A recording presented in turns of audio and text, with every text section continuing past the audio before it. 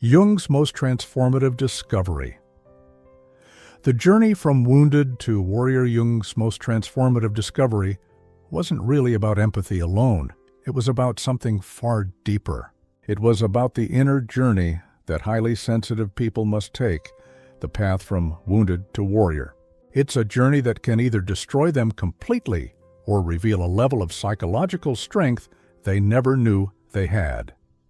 In his work on individuation and what he called the wounded healer archetype, Jung noticed a pattern I like to call sensitivity transformation syndrome. It describes how emotionally sensitive people either stay trapped in cycles of pain, constantly replaying their wounds, or they rise above it, undergoing what Jung described as shadow integration. This process allows them to emerge stronger, wiser, and more complete than before. Jung called this transformation alchemical because it was like turning emotional lead into psychological gold. These individuals didn't just recover from pain, they transformed it. They discovered that their deepest wounds were actually doorways to wisdom and inner power. What fascinated Jung most was that this wasn't just a form of healing, it was the foundation of human evolution itself. He believed that the journey from the wounded self to the integrated self represented the highest form of psychological development, what he called individuation, transforming unconscious suffering into conscious strength. So today, we're going to explore Jung's insights about how the empath, the deeply sensitive soul, rises beyond the shadow. We'll uncover why he believed that this transformation from wounded to warrior isn't just personal healing, but the ultimate human task, to turn pain into power, shadow into wisdom, and empathy into conscious strength.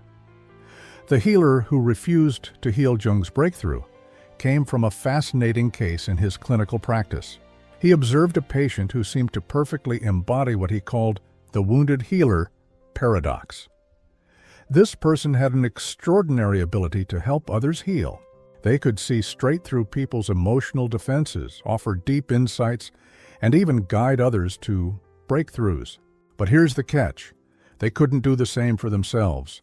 No matter how much wisdom they had, they stayed stuck in their own pain. Jung realized something unusual was going on. The patient wasn't unable to heal. They were unwilling. They clung to their suffering as if it defined them. Their pain had become their identity, something they were afraid to lose. Jung noted that this person believed if they healed, they'd lose the very sensitivity that made them special. Their empathy, their purpose, even their sense of meaning in life all seemed tied to being wounded. In Jung's words, this was wound identification, the belief that one's value comes from their pain. They had confused being hurt with being helpful, suffering with sensitivity, and victimhood with virtue. And the most disturbing part? Jung realized this wasn't just one patient. He saw it everywhere, in therapists, empaths, and highly sensitive people who couldn't let go of their pain because their suffering had become who they were. This discovery changed everything for Jung. He realized that healing wasn't just about therapy or technique. It required a total identity shift. True transformation meant letting go of the victim self and stepping into the role of a conscious, integrated human being. The psychology of the wounded identity. Jung wanted to understand why so many sensitive people resisted healing, even though they said they wanted it. What he found was something he called wound attachment syndrome. It happens when pain becomes psychologically indispensable. The wound becomes a sort of emotional anchor, a familiar identity that gives meaning and structure to life, even if it's painful. He broke this pattern down into three main parts: shadow rejection and false light. Jung noticed that many empaths try to maintain an angel identity. They see themselves as endlessly loving and selfless while rejecting any trace of anger, selfishness, or personal power. But by doing that, they split off parts of themselves, pushing their shadow into the unconscious. They fear that if they access their strength, they'll become like the people who hurt them. So they reject their shadow and stay in weakness, equating power with abuse, suffering as currency. Jung saw that many people unconsciously use their pain as a kind of social or emotional currency. Their suffering earns them attention, sympathy, and even identity. Some compete over who suffered more, using pain as proof of moral superiority. Healing in this system feels like bankruptcy, like losing their emotional income, identity terror, and resistance to transformation. For many empaths, the idea of healing triggers an existential panic. They've built their whole identity around being wounded. Their relationships, their purpose, even their daily habits revolve around that. Healing means losing the self they've always known. It feels like ego death, terrifying, unfamiliar, and disorienting. Jung realized that real transformation often feels threatening rather than comforting because it asks us to die to our old identity. The wounded self has to dissolve before the authentic self can emerge. The addiction to powerlessness. One of Jung's most unsettling observations was that some sensitive people develop what he called addiction to powerlessness. At first, this sounds strange. Who would want to feel powerless? But Jung found that powerlessness serves several hidden psychological functions. It offers protection, control, and even identity. Here's how this addiction works. Avoiding responsibility. Remaining wounded provides a perfect excuse for avoiding responsibility. I can't. It's too hard. I'm too damaged. These thoughts keep the person safe from failure or judgment. Powerlessness becomes a comfortable prison where no risks need to be taken. Control through helplessness. Jung noticed that some empaths unconsciously use their suffering to control others, not through domination, but through guilt or sympathy. Their pain elicits care, which gives them a sense of control without having to assert boundaries or needs directly. Moral superiority through suffering. Jung saw a pattern he called suffering narcissism. Some individuals use their pain to feel spiritually superior. They believe that because they've suffered more, they're more evolved or compassionate. Healing then feels like losing that moral high ground, so they unconsciously sabotage it. Fear of becoming the oppressor. Many empaths associate strength with those who hurt them. To them, power equals cruelty. So they avoid developing inner power altogether, staying weak to remain good. Jung taught that real power isn't domination, it's self-mastery.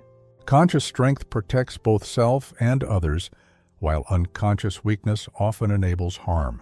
Jung's message was clear. None of these patterns make someone bad. They're unconscious defense mechanisms meant to protect the psyche. But until they're understood and integrated, they keep the empath stuck in a cycle of suffering disguised as sensitivity. If you've ever felt strangely attached to your pain, as if letting it go means losing who you are, Jung would say, this is your invitation to begin the real transformation.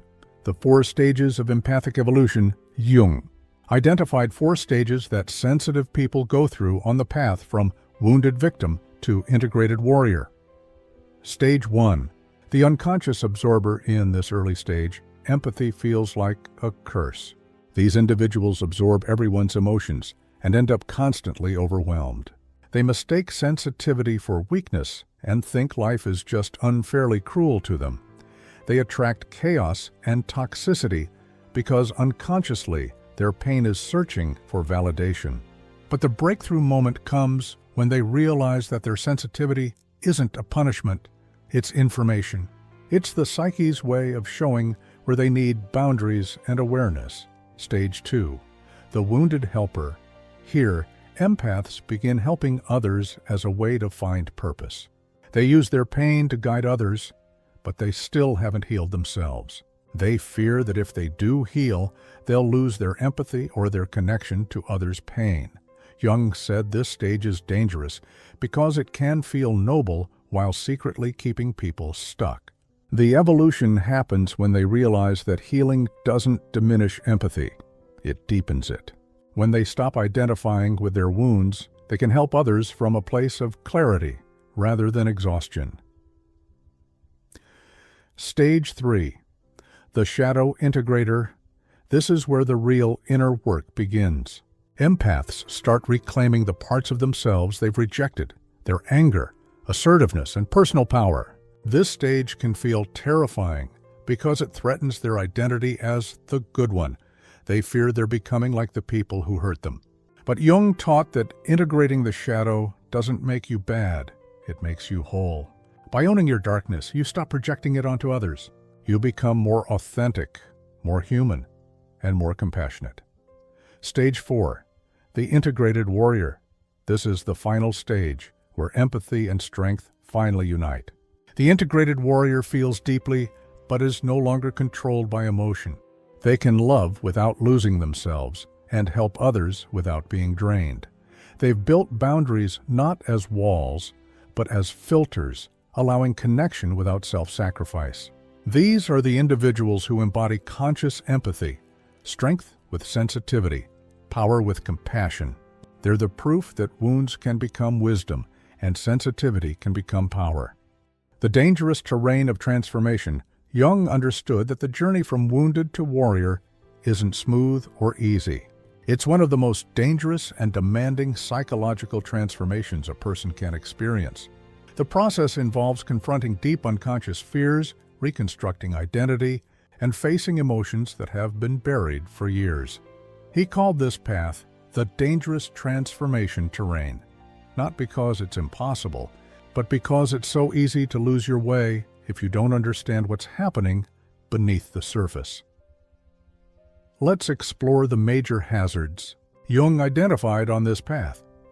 The identity annihilation crisis. Jung observed that when someone begins to question their wounded identity, they often go through what feels like a psychological death.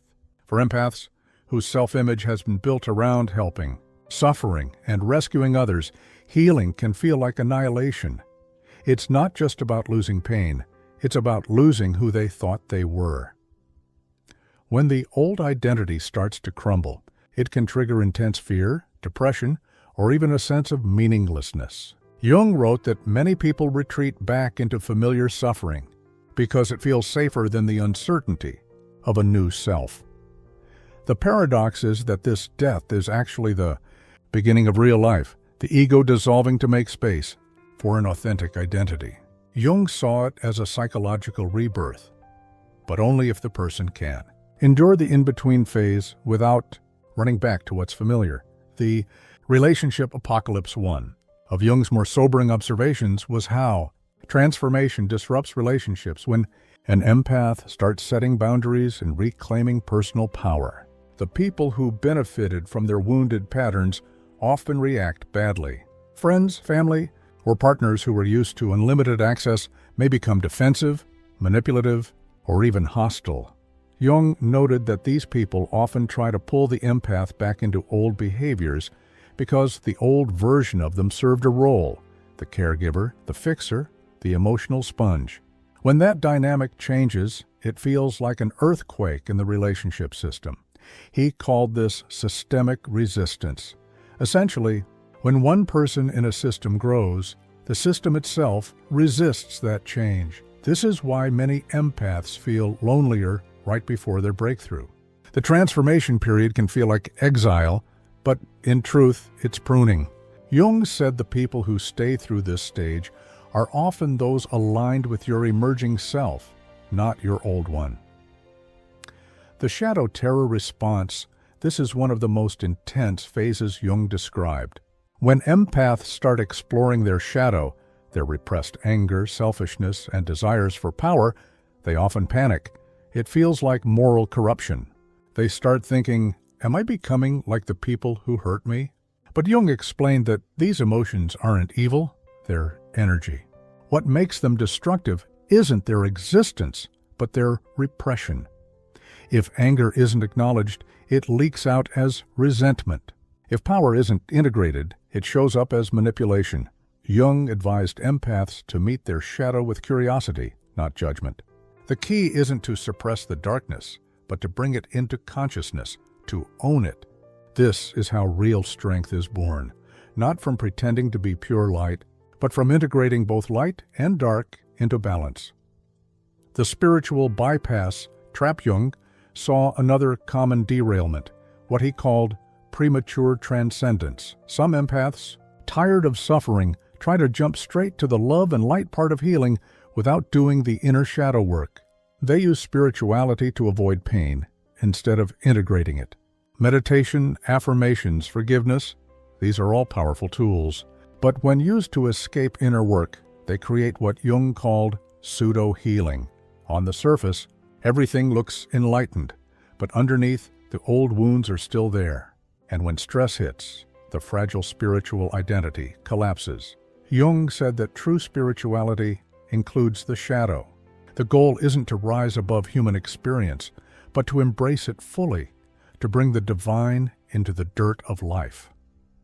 The inflation explosion after major breakthroughs, some empaths fall into what Jung described as inflation, believing they've achieved a special or superior level of awareness. They might look down on others still struggling, or start thinking of themselves as chosen because of their transformation. This is dangerous because it recreates the same ego structure they were trying to dissolve. Only now, it's dressed up in spiritual language. Jung emphasized humility as the sign of true integration. The genuinely transformed empath doesn't boast about being healed. They embody their growth quietly. Their wisdom shows in how they live, not in how they label themselves. Jung's integration methodology to help people move through this dangerous terrain safely. Jung developed several frameworks for transformation, practical, structured approaches for integrating the shadow and developing authentic power. Active shadow engagement. Jung insisted that healing requires direct interaction with the shadow. You can't analyze it from a distance. You have to meet it consciously. He recommended several exercises, examining strong emotional reactions. The traits you most judge or admire in others often point to your own disowned qualities. Working with dream symbols. Jung believed the unconscious speaks through dreams, showing you the parts of yourself you've rejected. Safe emotional expression. Whether through writing, therapy, or art, finding ways to express suppressed anger, sadness, or power impulses helps release repressed energy safely. The goal isn't to become perfect, it's to become whole. Integration means acknowledging that both darkness and light live within you, and both have something to teach. Conscious boundary architecture. Jung saw boundaries as a key skill for empaths who confuse kindness with self-erasure. Without boundaries, empathy turns into exhaustion. He taught that boundaries aren't walls. They're filters that allow healthy energy in and keep toxicity out. Some of his methods included learning to say no without apology or long explanations, recognizing manipulation tactics, guilt, gaslighting, emotional dependency, and responding with calm clarity. Practicing energetic sovereignty, becoming aware of your own emotions versus what you're absorbing from others. Healthy boundaries don't limit empathy, they strengthen it. They make compassion sustainable instead of draining. Authentic power development. Jung emphasized that sensitive individuals must learn a new relationship with power, one that's conscious and constructive. He differentiated between false power, control, domination, ego, and authentic power, clarity, confidence, purpose. To cultivate authentic power, he encouraged assertive honesty, speaking your truth even when it's uncomfortable, taking responsibility, making choices instead of waiting to be rescued. Leadership through service, using empathy to uplift others, not manipulate them. Real power doesn't suppress sensitivity, it gives it direction. It's not about being above others, it's about being grounded in yourself. Identity reconstruction practices. For empaths who've spent years defining themselves through pain, Jung recommended deliberate identity rebuilding. This process includes exploring what brings genuine joy, curiosity, and meaning outside of trauma stories. Asking, who am I when I'm not helping or healing someone else?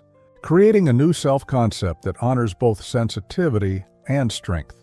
He called this archetypal reorientation, shifting from the victim or martyr archetype into the healer or warrior. It's not about abandoning compassion, but redefining it from a place of wholeness. Transformation, success, and failure. Through years of clinical and historical analysis, Jung identified what distinguishes those who successfully complete the wounded-to-warrior journey from those who remain stuck. He pointed to real-world examples that demonstrate both outcomes. Success story. Viktor Frankl Jung saw in Viktor Frankl, the psychiatrist and Holocaust survivor, a perfect model of transformation. Frankl turned unimaginable suffering into meaning through his creation of logotherapy. Instead of identifying as a victim, he used his pain to guide others toward purpose. Jung would have said Frankl achieved meaning-making integration, transforming wounds into wisdom. Frankl kept his sensitivity to human suffering, but paired it with resilience. Success story. Nelson Mandela. Another figure Jung admired for embodying integration was Nelson Mandela. After decades of imprisonment, Mandela emerged not bitter, but compassionate, yet unshakable in his boundaries. He showed that true empathy can coexist with strength and justice. Jung might have said Mandela achieved conscious empathy, the union of compassion and power that heals both self and society. Failure pattern. The professional victim Jung also warned about a tragic pattern, the individual who never heals because their wound has become their career or identity. These trauma entrepreneurs, as Jung called them, often share their pain publicly but never transform it. Their identity depends on staying hurt, so genuine healing would feel like losing their entire world, their audience, purpose and specialness. They help others, but from unhealed places, creating emotional dependency instead of empowerment. Jung's insight was blunt. You cannot guide someone out of a prison you still live in. The key ingredients of success. Jung identified three main factors that separate those who transform from those who stay trapped. Radical responsibility. No one is coming to save you. Healing begins the moment you choose to own your journey. Wounds as teachers. Seeing pain not as punishment, but as the raw material for growth. Courage over comfort. Willingness to lose victim status, relationships, or identity benefits in exchange for truth and freedom. He called this kind of courage psychological heroism, the bravery to face yourself fully and rise anyway. The integration phase, from surviving to self-mastery. When Jung spoke of individuation, the process of becoming whole, he didn't mean reaching perfection or eternal calm. He meant the gradual union of opposites within a person, strength and sensitivity, logic and intuition, shadow and light. After the dangerous terrain of transformation comes the final phase, integration. This is where the empath stops reacting to life and starts creating it. The integrated empath archetype Jung said that every psychological journey ends in the birth of a new archetype, a pattern of being that harmonizes the previously split parts of the self. For the empath, that archetype is what we might call the integrated empath, or in Jungian language, the self in balance. An integrated empath is neither a martyr nor a narcissist. They can care deeply without losing themselves, speak truth without cruelty, and hold power without corruption. Their empathy is no longer a reflex. It's a choice. They can enter the suffering of others without drowning because they have learned the language of their own depths. Jung described this as transcendent empathy, the ability to understand another's darkness without becoming it. The core practices of integration to sustain this new way of being. Jung outlined several ongoing disciplines, not spiritual trends, but daily psychological habits that strengthen the self. Daily self-dialogue. Jung believed the unconscious is always speaking. Integration means learning to listen. Begin each day by asking, what part of me wants to speak today? Notice which emotions arise without judgment. Respond with curiosity rather than control. This inner dialogue prevents regression. It keeps the relationship between ego and unconscious alive. Jung called this the living myth, a conversation between your conscious life and your inner world. Embodied awareness to transformation isn't only mental. Jung emphasized reconnecting with the body as a spiritual practice. He noted that trauma often disconnects empaths from sensation. They live in others' emotions but ignore their own. To integrate, one must return home to the body through breathwork or mindful movement, yoga, tai chi, walking meditation, grounding exercises that remind you, I am safe here in this moment. Expressive arts, dance, painting, or writing that give the unconscious form. The body becomes the bridge between psyche and world-see.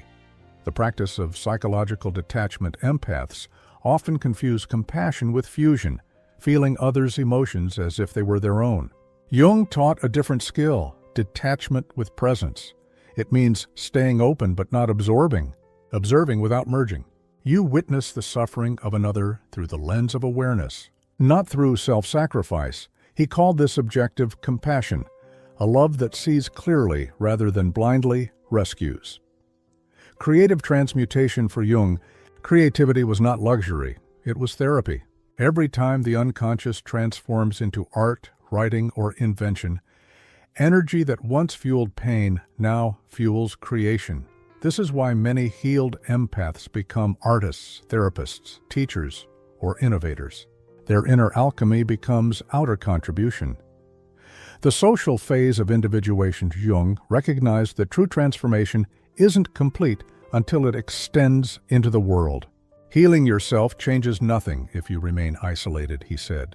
Individuation does not isolate man from the world, but binds him more closely to it. When the empath integrates, their sensitivity becomes a form of leadership.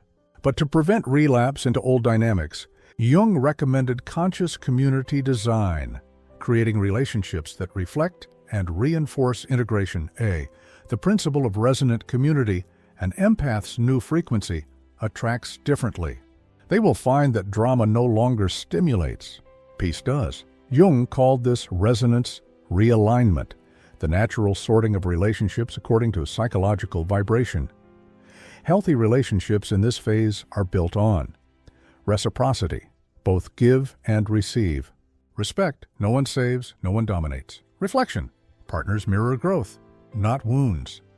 Shadow conscious groups. Jung warned that even spiritual or healing communities can become shadow traps, feeding collective ego under the guise of enlightenment. He proposed that mature communities should include practices for shadow awareness, honest dialogue, accountability, humor, and humility.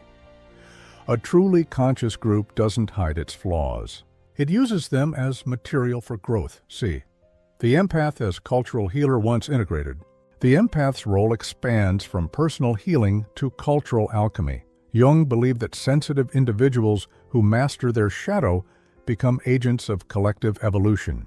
They bring emotional literacy, ethical power, and symbolic insight into systems dominated by control and competition.